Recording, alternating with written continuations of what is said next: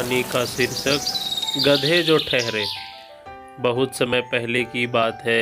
किसी जंगल से दो ऋषि महात्मा गुजर रहे थे। जब वे जंगल में चलते चलते थक जाते हैं तो बैठकर विश्राम करने लगते हैं और अपने साथ वाले ऋषि को उपदेश देने लगते हैं। ऋषि कहते हैं, किसी भी लक्ष्य को प्राप्त करने के लिए हमें उसके प्रति दृढ़ निश्चय करना चाहिए। वहीं पास में खड़ा एक गधा उनकी बात सुन रहा होता है। गधा मन ही मन सोचता है, ऋषि कितनी अच्छी बातें करते हैं, वो कितने ज्ञान की बातें बताते हैं, बड़ी अच्छी अच्छी बातें बता रहे हैं वो, हमें उनसे सीखना चाहिए। सन्यासी महाराज फिर बोलते हैं, हमें एक चीज और ध्यान रखना चाहिए। बगल वाले गुरुजी बोलते हैं, क्या महाराज? फिर सन्यासी बोलते हैं, कोई भी काम करने से पहले हमें एक बार सोच लेना चाहिए। याद रखो, जल्दी का किया गया काम शैतान का होता है। गधा फिर मन ही मन सोचने लगता है, कितने बुद्धिमान है ये ऋषि। इतना सुनकर गधा वहाँ से चला जाता है। गधा जंगल में घूमता रहता है। अचानक उसे बाघ दिखाई देता है।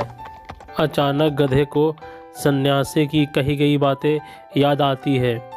वह सोचता है, ओहो बाघ, अब तो मैं कुछ भी कर सकता हूँ। इतना सोचकर गधा बाघ के पास जाता है और उसे एक दुलत्ती दे मारता है।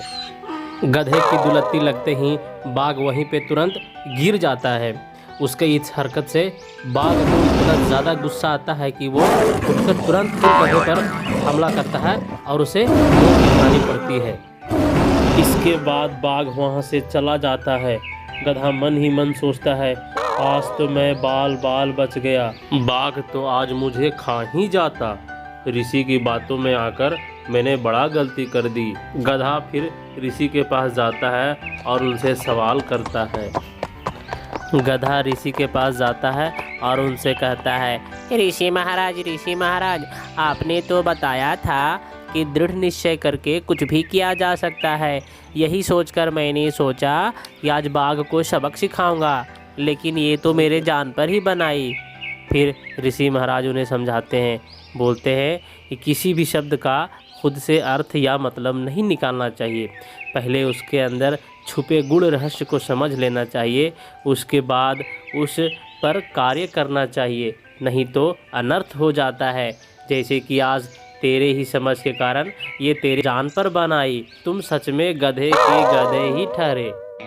इसी तरह और भी मज़ेदार और मनोरंजक कहानी देखने के लिए मेरे चैनल को सब्सक्राइब ज़रूर करें।